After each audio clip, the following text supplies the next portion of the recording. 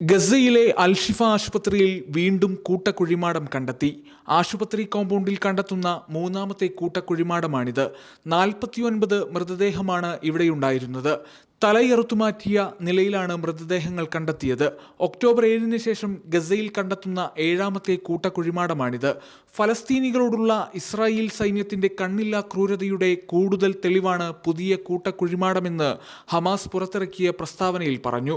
വംശീയമായി ഉന്മൂലനം ചെയ്യുക എന്ന അജണ്ടയുടെ ഭാഗമാണ് സൈന്യം ഫലസ്തീൻ ജനതയോട് കാണിക്കുന്ന ക്രൂരതയെന്നും ഹമാസ് ചൂണ്ടിക്കാട്ടി. ആശുപത്രിയിലേക്ക് ഇരച്ചുകയറിയ സൈന്യം ചികിത്സയിലുണ്ടായിരുന്നവരെ കൊലപ്പെടുത്തി കുഴിച്ചിടുകയായിരുന്നുവെന്നാണ് വിലയിരുത്തൽ. ആശുപത്രി ജീവനക്കാർ, രോഗികൾ, കുടിയിറക്കപ്പെട്ടവർ, സാധാരണക്കാർ, കുട്ടികൾ എന്നിവരാണ് കൊല്ലപ്പെട്ടവരിലേറെയും. ഗസയിലെ ആശുപത്രികളിൽ കണ്ടെത്തിയ 7 കൂട്ടക്കുഴിമാടത്തിൽ നിന്ന് ഇതുവരെ 520 മൃതദേഹങ്ങളെങ്കിലും പുറത്തെടുത്തിട്ടുണ്ടെന്നാണ് കണക്കുകൾ വ്യക്തമാക്കുന്നത്. അൽഷിഫയിൽ സൈന്യം നടത്തിയ ആക്രമണത്തിൽ 400 പേർ കൊല്ലപ്പെട്ടതായും 100 കണക്കിന് ആളുകളെ കാണാതായതായും റിപ്പോർട്ടിൽ പറയുന്നു. കൂട്ടക്കൊല ചെയ്ത് ഇസ്രായേൽ സൈന്യം കുഴിച്ചിടുകയായിരുന്നുവെന്നാണ് ഗസയിലെ ജനങ്ങൾ പറയുന്നത്. കൂട്ടക്കുഴിമാടമുണ്ടാക്കി ആളുകളെ കൊന്നു കുഴിച്ചു മൂടുന്നത് നേരിൽ കണ്ടതായ ആശുപത്രി ജീവനക്കാരൻ മാധ്യമങ്ങളോട് പറഞ്ഞു.